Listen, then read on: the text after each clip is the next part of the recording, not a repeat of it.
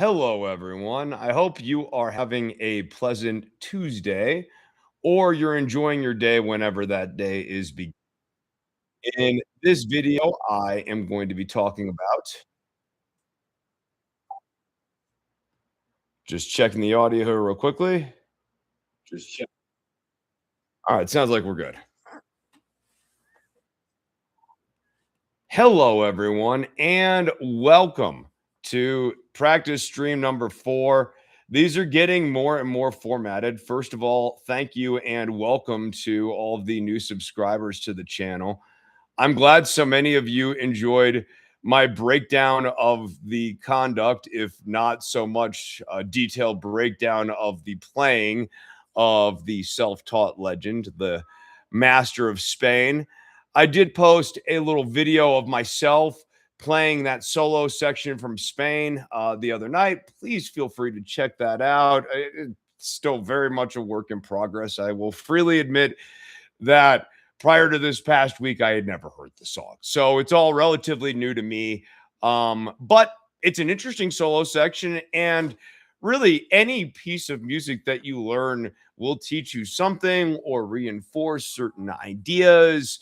In this case, like, 5-1 sort of relationships for me and that sort of thing. And it was great to learn a new piece of music, even if admittedly, expansive jazz fusion remains not my primary musical passion in life, and that's okay. As I say on that video, I feel like this is very important. Study what you want to study, play what you want to play. Life is short, and the map of music is wide and broad, and no musician ever has enough time to explore all of the music they want to explore. Not Bach, not Segovia, not Django Reinhardt, not nobody. So take advantage of the time you've got and play what makes you passionate. So what I want to talk about here, especially for the new subscribers and really just for everybody, because it's a relatively new channel, is what is the purpose of this channel? And I'm not going to hide the ball or be trying to do this behind a character. I feel like that'd be exhausting to get into every day. The point of this channel is to make as much free content as I can without offending the YouTube copyright gods, in the hopes that you'll click on that Patreon link in the bio and you will either support the channel or be so interested as to get stuff and content that I can't make for YouTube. Because even something like breaking down the Smalls Spain legend here. Let me just share the old screen here today. Window, where is it? Boom. Share. All right. I ran afoul of the copyright gods sharing excerpts of the stream very much within a fair use situation. Now, this didn't result in a copyright strike. I'm not like, woe is me, but it's very much that yellow flag that reminds me there's a real limit to what I can actually offer on this free side without getting demonetized on the channel entirely. So I've got to split up some of this content. There's stuff that I want to do, going through Starleg's videos, breaking down the actual moments on a recording and how the arrangement lays out. And it's so obvious that if I can't even have a little snippet of 4 where it goes da da da da da da da, which will not run afoul of anything, but I'm pretty sure that that's the amount of 4 that's in there. The Nika's Dream, I guess I let play for about a minute, but you get the idea here. We are currently in a paradigm where it's just not possible to do the type of music teaching that a lot of us would want to do. In fact, I see other people's channels and they kind of make me sad because I know people spend a lot of time putting together tablature and playthrough performances of these tracks that have gotten completely demonetized by the copyright gods of YouTube. It's not right, but it is unfortunately the way the system currently is. And so I have to operate within the realities of that. And so that's the purpose of this channel. I want to put as much free content out there as I can. But like for example, today's lesson, Aquatic Ruin. I can't play Aquatic Ruin from Sonic 2. I will be playing all of the chords and explaining to you how to play all of the chords, but obviously there's a different version of this instructional video where I'm playing the clips side by side and it just adds greater depth and detail. And that should all be covered under fair use, and it's not. And they can tell you, well, you can always appeal it, but like, again, who has the time to appeal it? And second, I think this equally as important, who's making money when I'm appealing this? And it's not me. And it's not, the person who helps me out with this channel, Eric, and the backside. Hi, Eric, if you're watching. And actually, that's a great introduction to the next segment here. So who am I? I am a musician out of Albuquerque, New Mexico. I have done many different things in my career. Those phases of my life are over, and so I'm not going to like expound on all of them now. I'm focusing in on the part where I've been playing music for 25 years and gigging regularly in the background of all of that and being a musician at this stage of the game. That being said, I still have some thoughts about how society is moving, especially as we were talking about AI. AI is, this is not a profound insight here to stay. It is going to be a part of our lives in the future. And the question is going to be, how do we want to interface with it? In the same way, the question has to be, how do we want to interface with one of these guys? Do we need to have our phone with us at all times, every moment of the day? Are we going to allow the advent of this technology to dictate how we generally behave? I worry that our relationship, like AI, is going to turn into our relationship with the phone. Extrapolate the metaphor of doom scrolling only with AI. Doom thinking, we might call it. We're not actually doing generative, original, deep thought, but instead asking AI to make the chord chart for us and then asking AI to perform the chord analysis for us. And they're already doing studies on this. This is making for weaker cognitive thinking. So that worries me. The next thing that worries me, though, is that we are moving, to borrow kind of a bit of a cliche, but I think it's the accurate cliche here. We're moving into a future not where the robots move the boxes and the humans make the art, but rather where, well, it's not even the opposite. It's now where the robots do everything. They're going to move the boxes and they're going to make the art. And that's really going to beg this question of, for 8 billion of us on the planet, what are we doing all day, every day? And then for all of us who are interested and inclined towards the arts, why? And going back to my Breath of the Wild speech at the beginning of the Spain video, I think it has to be now more than ever, but it's always been true. It has to be about a passion for the exploration of this giant map that is music, this humility that there's so much to learn, and a curiosity of seeing around this corner and the next corner and the one after that.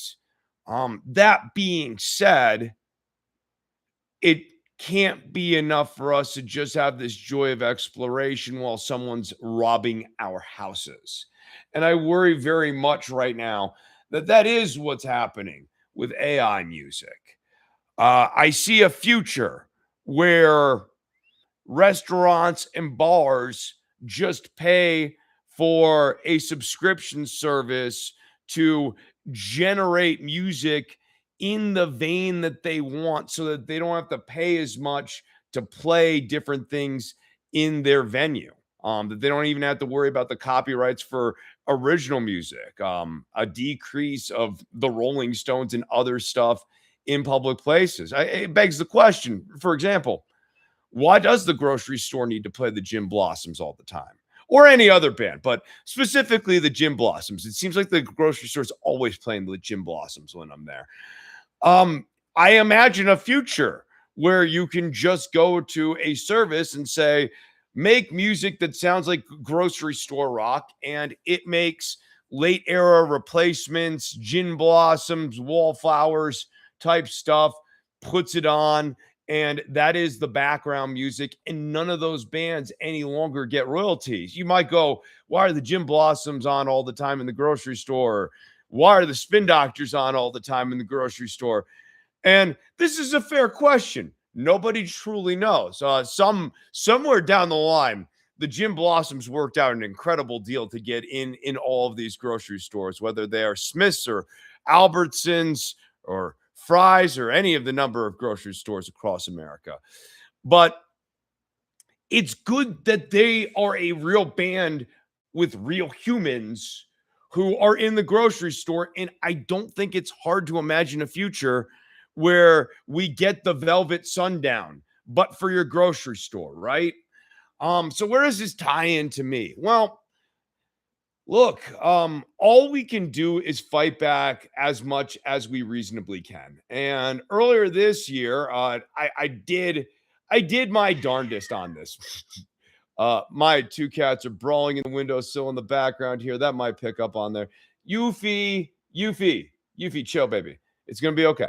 All right. So I want to talk about this story here. Why? Because this story actually ties into me and Eric. And this is a thing that's got me thinking.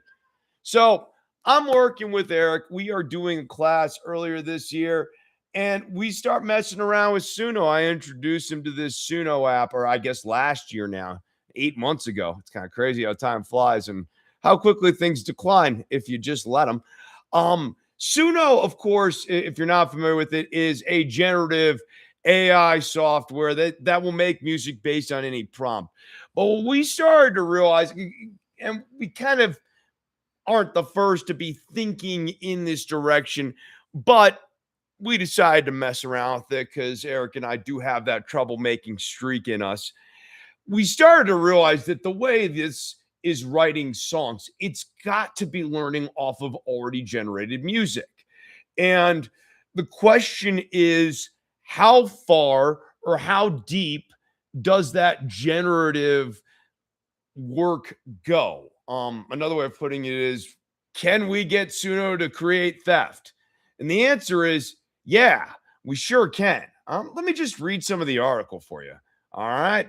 So we sent off all of our research to these guys here, completemusicupdate.com. We sent this off to a number of different musician sources. We try to get this to make as much waves as possible, and this is about the ceiling of it, but I still want to read the work that we did. Suno AI's faulty guardrails mean its Ray-Me lyric model will spit out entire lyrical works with basic prompting. CMU, that's us, but then these reporters were also able to reproduce it, has been able to get Suno AI to generate entire lyrics for well-known songs, something that the company's founder, Mikey Schulman, has previously implied should not be possible because of its, quote, aggressive originality guarding features that stop people, quote, trying to copy existing music. And in fairness to them, Eric and I were also able to demonstrate to some degree you will get pushback from Suno. But in the battle of man versus machine, this is not a reprisal of the John Henry story. Eric and I were able to overcome this machine and get it to do theft for us. How lovely. Suno AI, the controversial generative AI platform that boasts that music, quote, has no boundaries and says it will make high-quality music creation accessible to all, is spitting out entire sets of lyrics to well-known songs in response to simple prompts.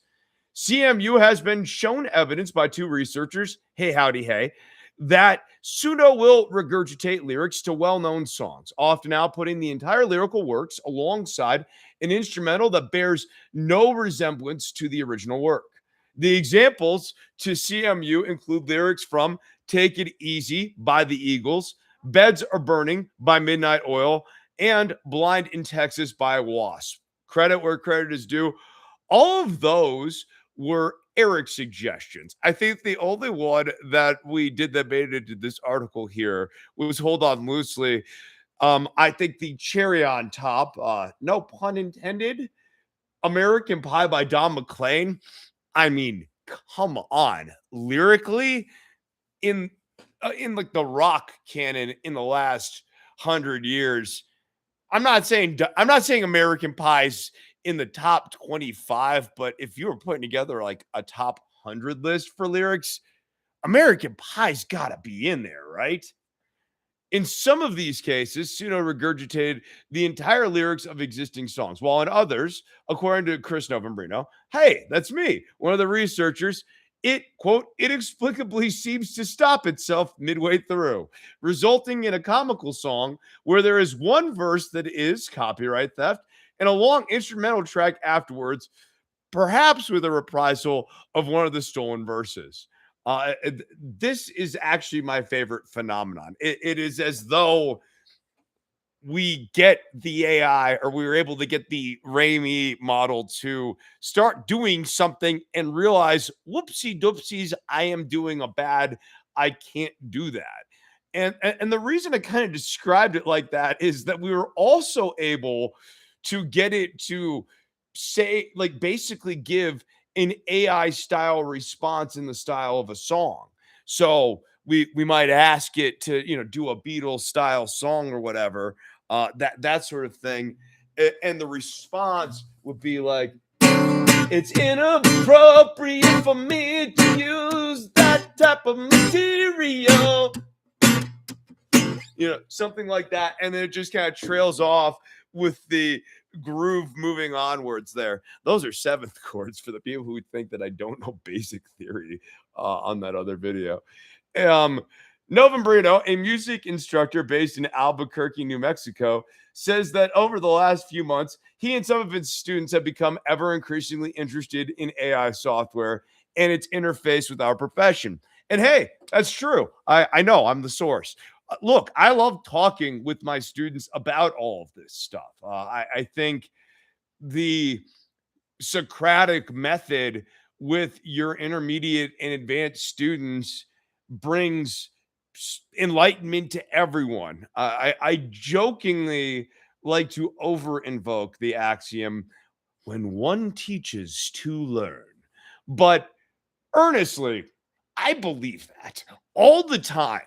I learn by either putting together material for my students, talking through material with my students, them maybe not getting it the way I primarily understand it, and then thinking of a different way to conceive this concept so that they can understand it more succinctly, or I can do a better job conveying it. Teaching helps reinforce the knowledge of these ideas so deeply. And especially as all of us are looking ahead, I am just a traveler with more miles on the road. And some of my students very much have a similar length of journey. They might go on, I hope they go on to bigger and better things than me. And they will certainly have to think about how AI interfaces with their lives and how it's going to interface with the industry. How do you compete against a robot band? How do you if Velvet Sundown was not a successful band, right? Like people saw through it. Ultimately, people had the reaction of a copy of a beautiful thing is inherently an ugly thing, sort of thing. But it's not impossible to imagine a scenario where somebody cracks the nut on making AI music that people are more or less placated and satisfied with. Maybe it'll be a human being who figures out how to use AI beats, and those AI beats happen to really click with human beings, and they're able to keep the ruse up for a long time that they're just making these beats through AI. Maybe it'll be somebody figuring out how to do vocals through AI that are convincing and intriguing, and they don't get caught with the secret for a good amount of time here.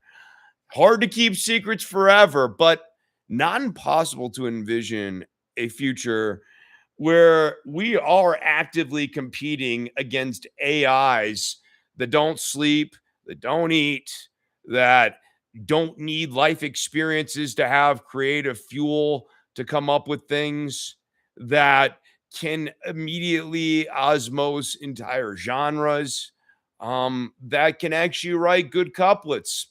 Speaking on Suno, there have been a few times where Suno has put together lyrics and lines that I have found to be fairly clever. Like, if I saw a human write it, not the entire song, but certain lines and that sort of thing, like, damn, those aren't bad at all. They really aren't.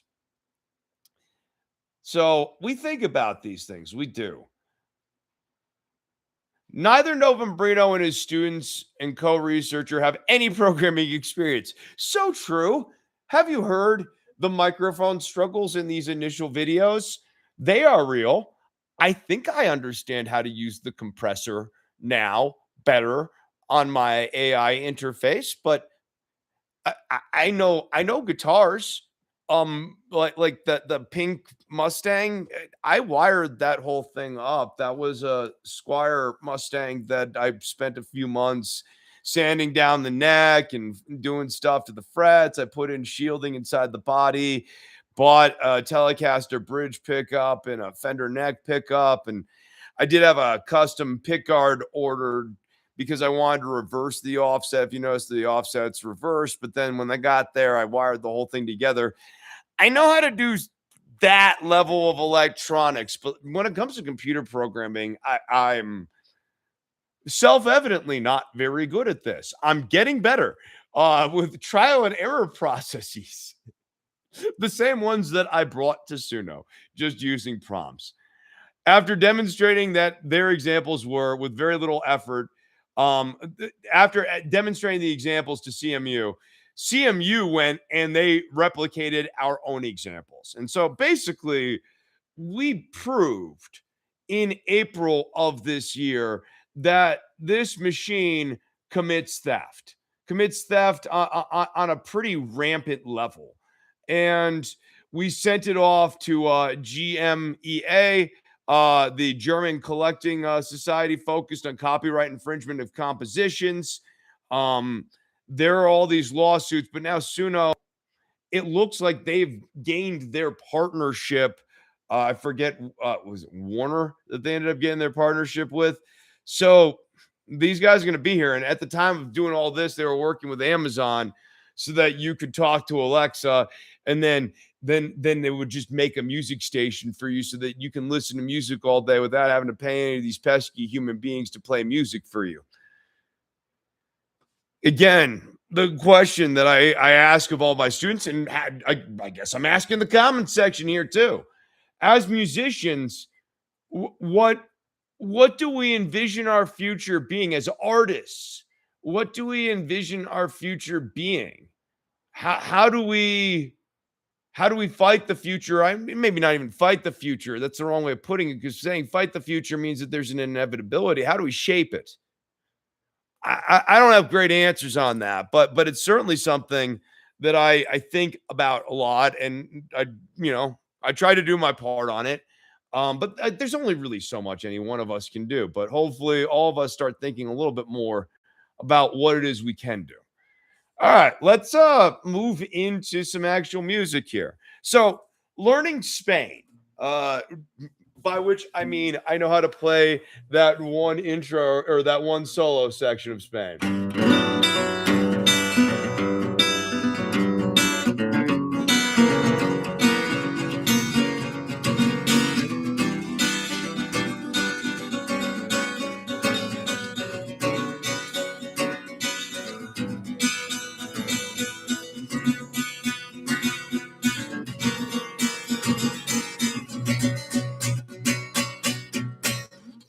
All right, so we have that one section of Spain that I have down.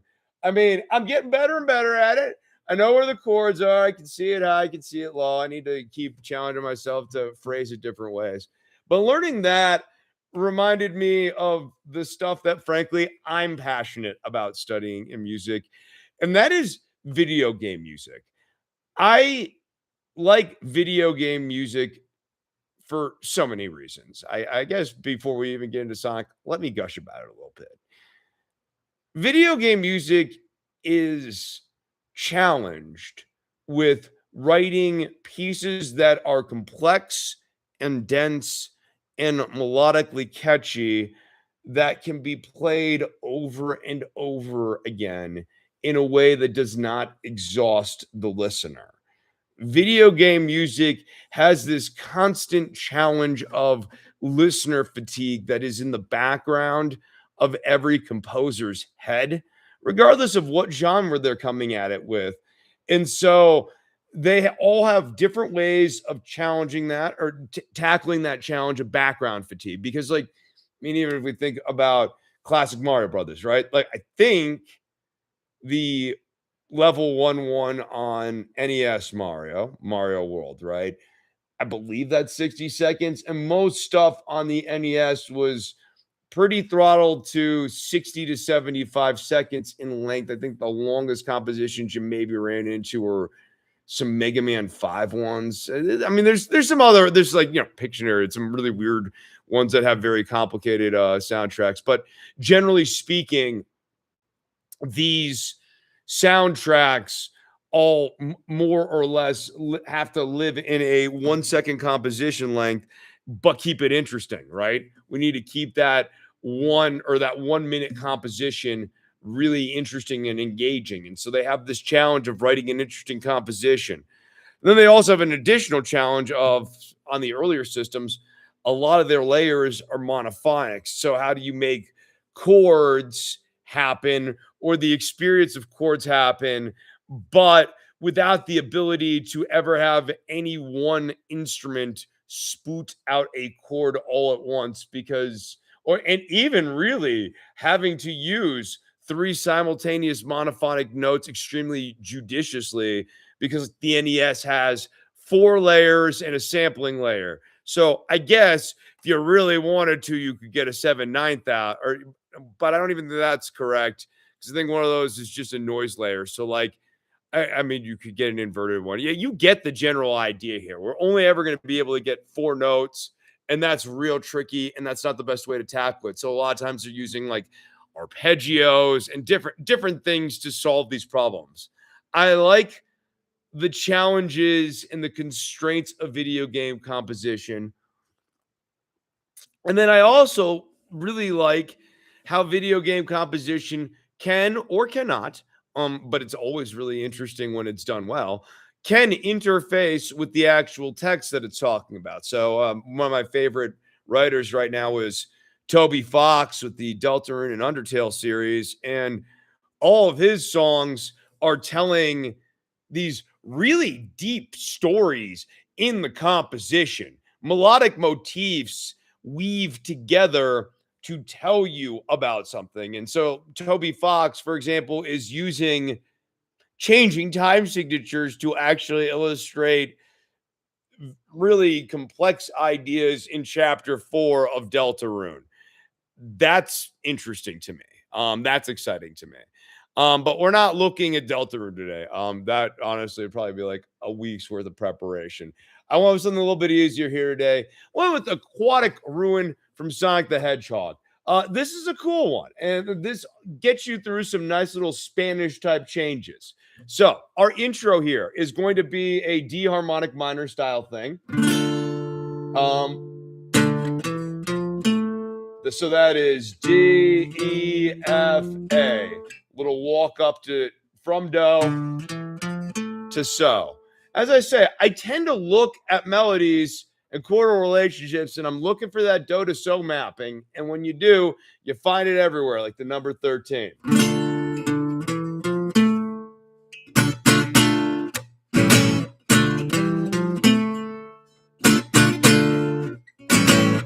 That is your intro to Aquatic Zone.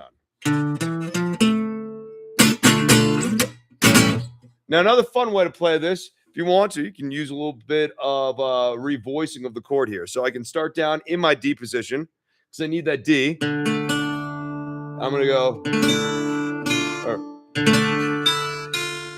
So there I'm going the D, on the B string, open E, F. And then I'm going to come up here to 5th position for that D minor.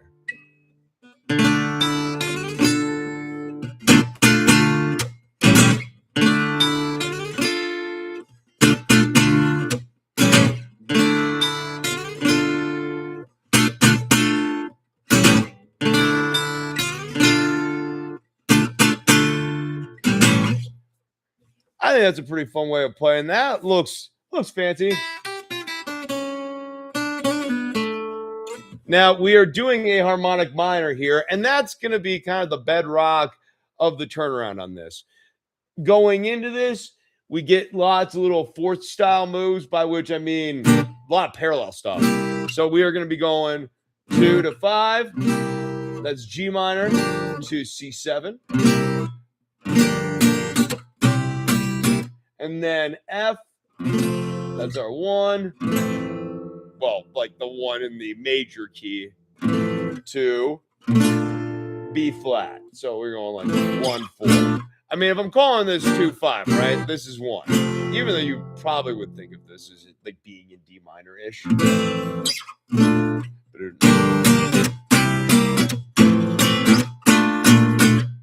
Easy enough. Now, we get the fun stuff here. The little turnaround. And the composer, I wish I had prepped their name. I feel bad. I should know Sonic's composer off the top of my head at this point. It's not that hard. All right. So this would be, I have it written as a diminished. Either one you're vibing on. I like to do a little quick E, B flat, little tritone move. But in this case, we actually just go to a D7 here. This is going to like bring in a bit of like the Picardy third, if you want to get fancy into this. But really, how do we play through this excerpt? Mostly think of us being in harmonic minor, D harmonic minor. Now, I talked about a trick for thinking about the melodic minor a la Dweezil Zappa, where you really just think of this as a major scale with an imported minor third. So, but now I'm just going to drop a minor third in that. Boom, right? This is what you would call the melodic major. So what does that mean? I am going to import a major third into the standard natural minor scale. Another way of formulating this is much like I was saying with the melodic minor scale, thinking of the first half of this scale, the D, that first half, the do to so, as your standard major passage. And then the second half of this would be your standard minor passage. So it's like D major in the front half, and then D minor in the back half. It's like a major mullet, party in the front, and then business in the back. That's good. That's good content. You know it. All right. But really the most important thing here when we hit that D major, right, or that D7, is the third and the 7th, these colorful notes. And that's the way I typically approach soloing over something that's got an out chord or an exotic chord in it, right? Is I'm thinking about what is the thing that makes this special? Because otherwise this progression would be, and then I would go, which would make perfect sense, just a little natural minor. Or harmonic minor would be easy enough. But because we're going to that D7, there's got to be something else going on there. Well, what's the difference between D minor and D7? All right, well, that's easy enough. So D minor just has 1, 5, flat 3. Now I'm introducing 1, major third, 5, flat 7. So the spice of tritone. So really, it's that F sharp and that C that are the exciting notes here. And I'm probably just going to fall into one of those, but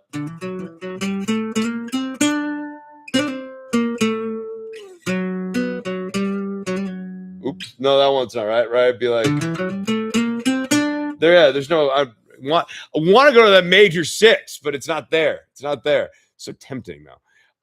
Anyways, think of that as another way of formulating your, this is the melodic major, D melodic major. So D, E, F sharp, A.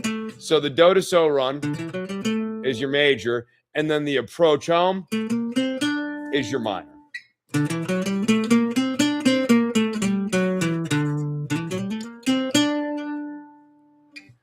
Cool. All right. So to recap here, intro, D to A7.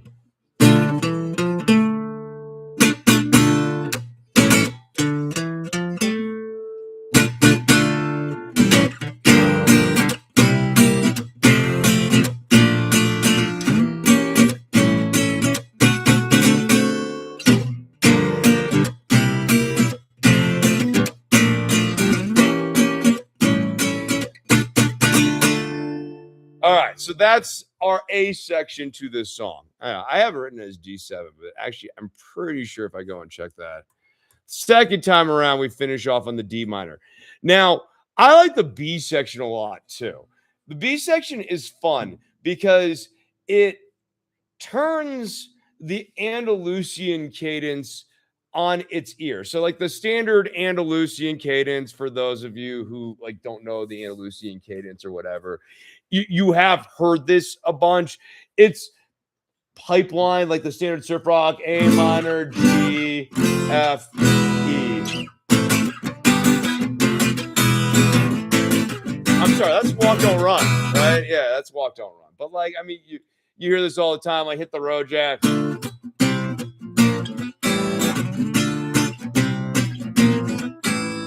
It's super, super common. The formula for this would be starting on your minor chord. Now, you might even get spicy and turn it into a major. And then Giant Ramon forced the third on everything.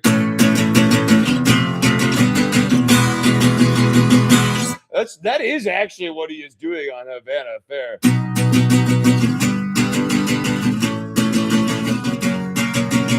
So those are all variations of the Andalusian cadence. The formula here is you start off on your, assume this is a minor, right? Minor.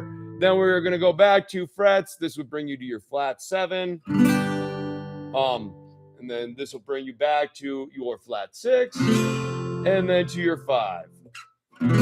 As I'm fond of analyzing in, it's essentially an approach from the do to the so. So this is your 1 chord. This is your 5 chord, and we're approaching. Another way of thinking of this is 6, 5, 4, dominant 3, like in Creep. So there. But the B section here of Aquatic Ruin doesn't do the standard Andalusian cadence. It borrows that sound. So we're actually going to go from G minor. One thing that has tripped me up on this guitar, and if it throws you off, I totally understand. When I got this guitar, it's still messing with me. This fret's at the 10th, which is very functional because I have like the pentatonic scale here, right? Really, really good. So when I don't know how to play an E minor pentatonic, I got that covered. And I even got G minor pentatonic covered now too. So I sometimes get thrown by that. If you get thrown by that, or you're like, wait, is that F sharp minor? It's not. This is actually G minor up here. So it sounds like we are doing an Andalusian cadence from what would be like the 4 relative to D minor. So like if D minors are 1, that's the 4th note. Do, re, mi, fa. Or do, re, ma, fa. Yeah. Right. It sounds like we're going down.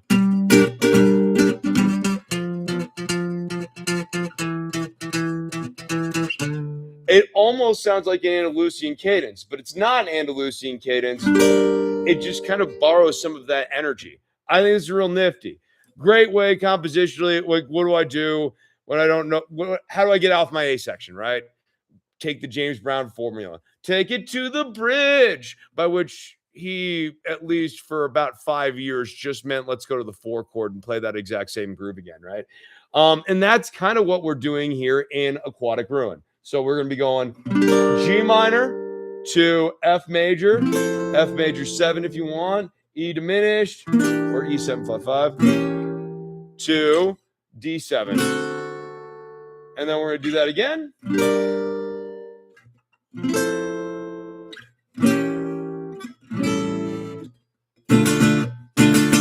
So all together, here's that B section.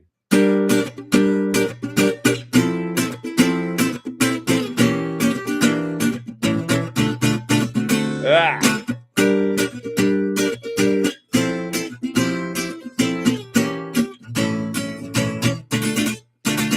Let me try again. 1, 2, 3, 4.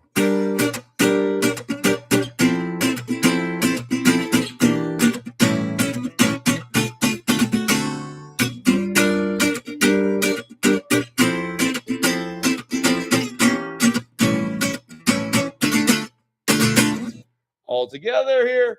Intro. 1, 2, 3, 4.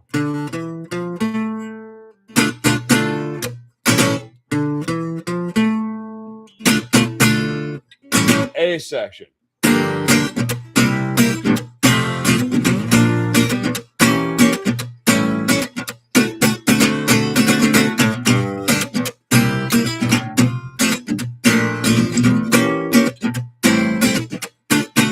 Ah.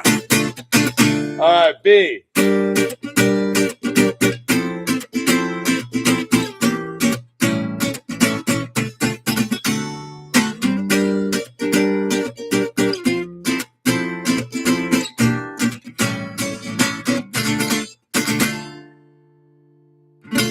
All right, so that is how to play Aquatic Ruin. I think that's a real fun one. And I have in the past put together trios and played jazz versions of video game music. And to me, I think video game music is a wonderful thing for younger jazz musicians to be adding into the canon. Because while we talk a lot about mid 20th century standards as being measuring sticks, right? Do you know how to play this song? Do you know how to play that song? Oh, you don't know how to play the Duke Ellington classic, blibbity blah? Yeah. All right. Now, I want you to leave that conversation. I want you to go to your favorite watering hole. And I just want you to bring up whatever that composition is. Go to your local bar and ask anyone, not if they can play Spain, but have they heard it? Could they tell you who wrote it? The whole point of the Great American Songbook in the mid 20th century is putting together charts for songs that everyone had a fairly prominent exposure to in their cultural vocabulary. What I mean is that, like, you might be able to see a doorman at a building humming All of Me at one point. Whereas I, a professional musician, supposedly, allegedly, according to some, like, have to actually think about what the changes are to this song, because it's not particularly salient to me. And it's probably not particularly salient to you unless, like, you're one of those people who, really loves the 1930s and 1940s, and there's nothing wrong with that. It's just that the whole point, especially of jazz stuff, at least to me, is jazz allows us as musicians to have a playground or experiment around with stuff. You want to put in some exotic drumming. You want to get a little spicier on the bass. You want to try some different scales on the guitar.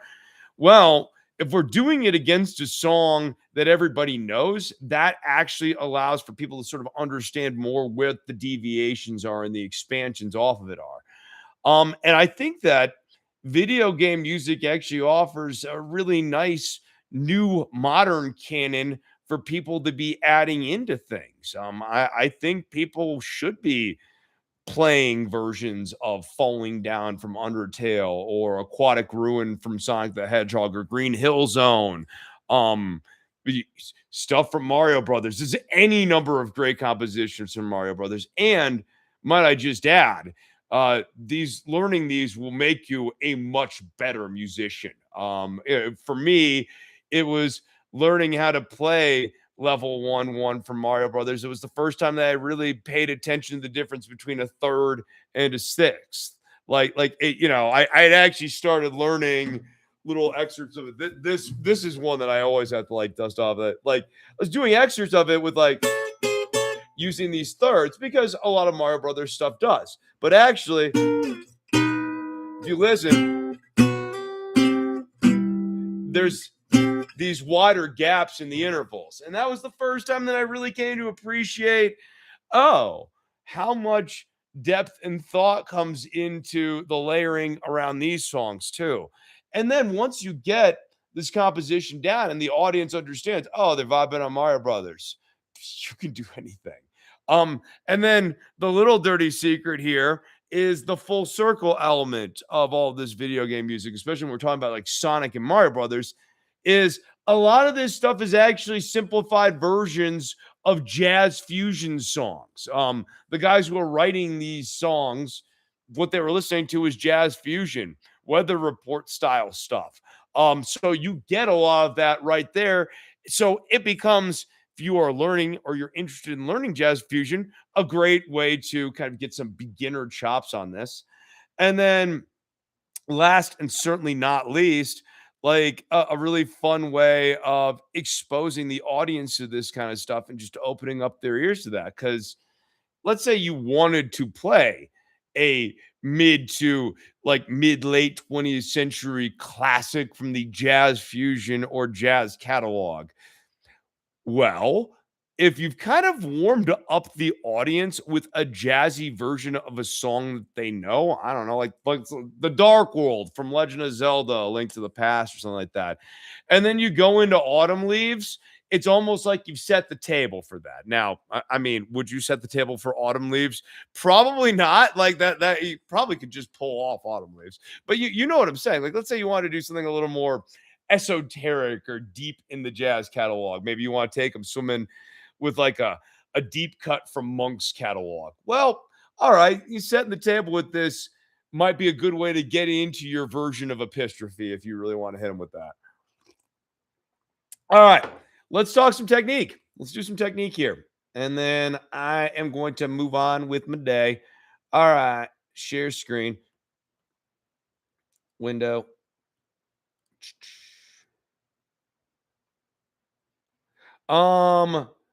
Okay, so real quickly here, I did get asked to play France. I was thinking about France. I think that's just going to be the Glass Joe theme from Punch Out on the Wii version.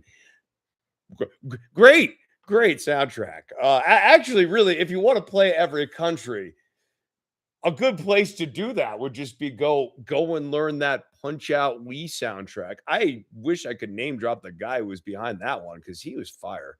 Dylan Reevy. I am not familiar with Dylan Reevy. I should turn some of these current pop chart songs into jazz versions. I agree. No, like I think that that's absolutely right. I think that the whole point of jazz is to musicians to have a playground to do stuff that's interesting to them, but also a portal for the lay person to kind of get into what we are doing and understand the context. Essentially, it's a great way to show off your chops if everyone knows what's going on. I metaphor that I'm kind of fond of for this is like think about the structure of a magic trick, like when a magician has like a 5 or 6 minute magic trick, what they tend to do is they set up what is the nature of this illusion. Are we doing like a reveal sort of thing? Are we moving one thing from here to here? Am I doing a mentalist sort of thing? And then we keep expanding on it and layering on it and adding on to it. But it's super important for the audience to know what trick is going on. They don't have to understand everything that's going on, right? Just like magic does not matter. Just honestly, anything that's complicated enough almost starts to feel like magic, right? Whether it's automotive or mechanical or musical or whatever, right? So it can be any of those things, and then we can expand on that. But if the initial thing, for example, take the A Train. People don't know these songs. I mean, sometimes I will be teaching lessons and people don't know artists that concern me, like you too. How is this possible? They invaded everybody's phone at one point. All of these sorts of things. Making sure that you update the canon and find new and interesting things. Absolutely. One that might be a good candidate for this, Pharrell's Happy might actually be a good candidate. Right in time for the question. I mean, like that's a good one because you kind of or Crazy would be another good one. Gnarls Barkley's Crazy, and I've definitely heard people do that, but that has some good changes. Creep, simple enough of a song, right? But like there's enough going on in those changes. It's like, okay, we're on G. That feels like we're just hanging out major. Then we go to that dominant 3, and that brings in a little bit of that E harmonic minor element, or the B Phrygian dominant quality. Then we get to our C. All right, feels like we've gone back again to our just natural major here, but then we pepper it in with that C minor. I think Creep opens up a lot of doors. And also, like, even though we're in an era where there's like maybe fewer chord changes in songs, okay, cool. For people who are trying to develop their chops out, figuring out how to squeeze as much juice out of the lemon is great. You might go, oh, Creep is a real basic girl song sort of thing to do. Yeah, all right, but like, can you invert your G chords all over the board yet? Like, if I say play Creep, keep it going, but I never want you to voice those chords the exact same way every time. Can you do that yet? I mean, some days I can. Some days I might brain farm be like, like you're just not doing it. These are good bars. Everything just kind of keeps elevating yourself. Changing the rhythm to swing, I think, is part of it, but also what people accept as a jazz sound is more and more open. You can change it to swing, but you could also change it to Latin. I like those kind of feels. I mean, you can start jazzing almost anything up by finding the clave, right? Just put a little clave into something. Da da da da da da da da. Right? By clave up Creep, we're getting real close to Latin jazz. Like, I mean, maybe I need to go. If I do it like that, it turns into Bo Diddley. Let's go major 7th. Like.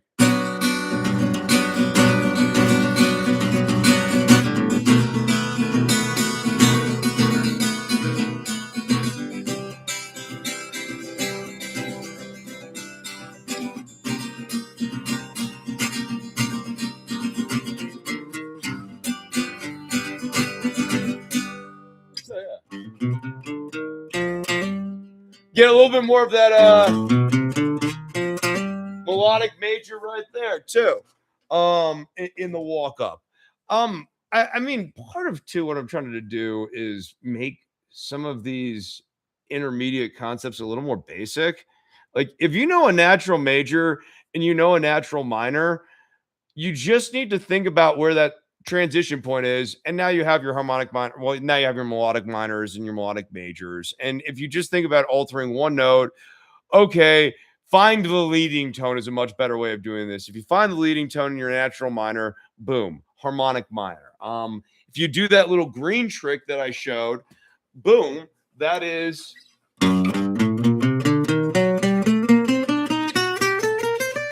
one way or one fingering for the harmonic minor, and you just approach into it. So leading tone, tonic. This is the thing that makes a harmonic minor harmonic.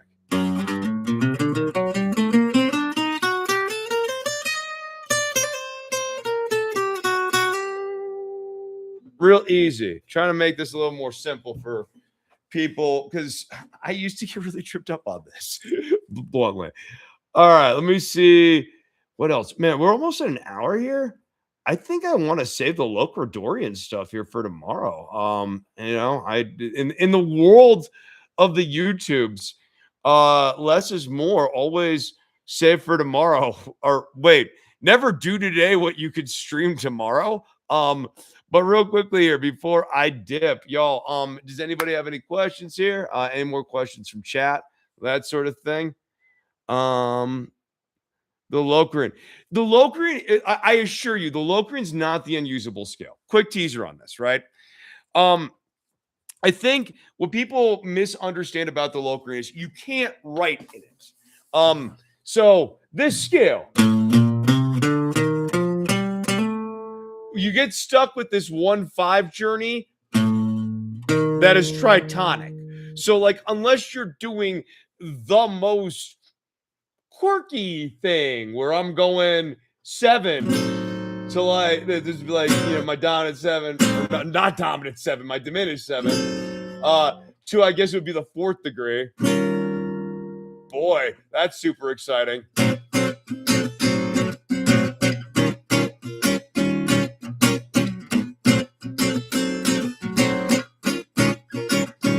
I mean, if you want to write Locri-Dorian jazz, or you want to borrow that and write some Locri-Dorian jazz, by all means. So, like, strictly speaking, nothing you're going to be doing is Locri-Dorian in nature. Most of the time. Like, there's no absolutes, right? But most of the time. What I'm talking about with the Locri-Dorian, and I think this is what interests people, is rather than thinking of the Locri-Dorian as like the Locri-Dorian, like I have to write in Locri-Dorian, think of it as the Locri-Dorian starts in the 7th degree. This is the leading tone. In relation to do and so, we have, or actually, I'll like use like A major, right? In relation, the G sharp Locri-Dorian is in the leading tone position, the jaws position, to go into our A. So it's got a tight relationship with the tonic, but also I can pass right through it because it's the second note. And so it's actually not so gravitationally strong at that point that I can't kind of move through it with my phrasing. But it also allows me to get up to that so point nice and easy. So, and then relative to so, it is the 3rd, which is extremely strong melodically. So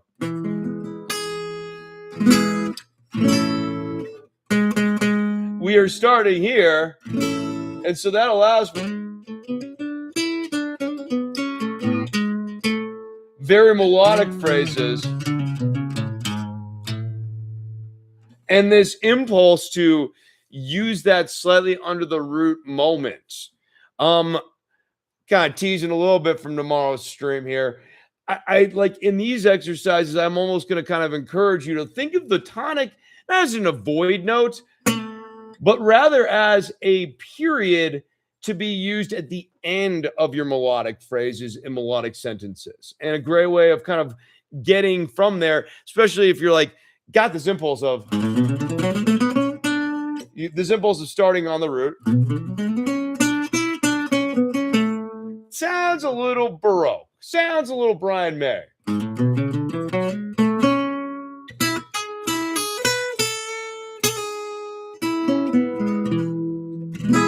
Gives you a nice approach off of the dominant and also gives you a nice way to target the tonic.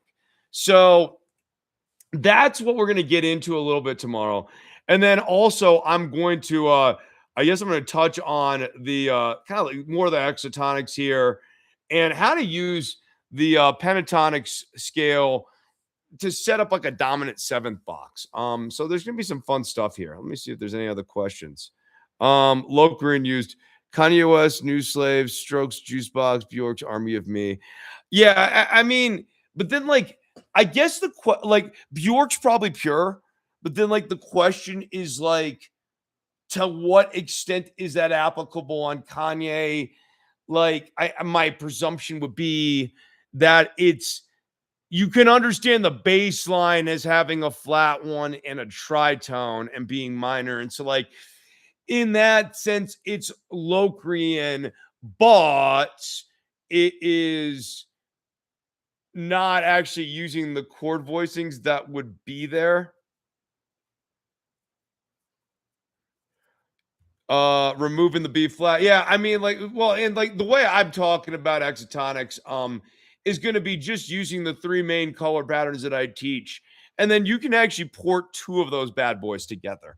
So no, we will definitely we'll break all of this down more. There's a number of different ways to kind of use the hexatonic scale. It's really to me the hexatonics like it's more about the interval you're dropping, right? Like we target the thing that we want to omit. Is my convention on that. All right, guys. Hey, if you like the stream, like the stream. If you want more stuff like this, please go ahead and subscribe. Thanks again to everyone who has subscribed. And I am going to be getting some stuff up on the Patreon side here. But if you want to support the channel, love to have support on the channel for the free side as well. Please go over to the Patreon, support. You'll get access to the stuff that I have to keep behind the paywall for reasons that I mentioned at the top of the stream here. The copyright gods get very, very angry if you even so much as hum things that sounds too close to melodies. So I'm going to be tiptoeing very, very carefully through these tulips. However, I appreciate all y'all watching. Until the next one, happy practicing and have a great day.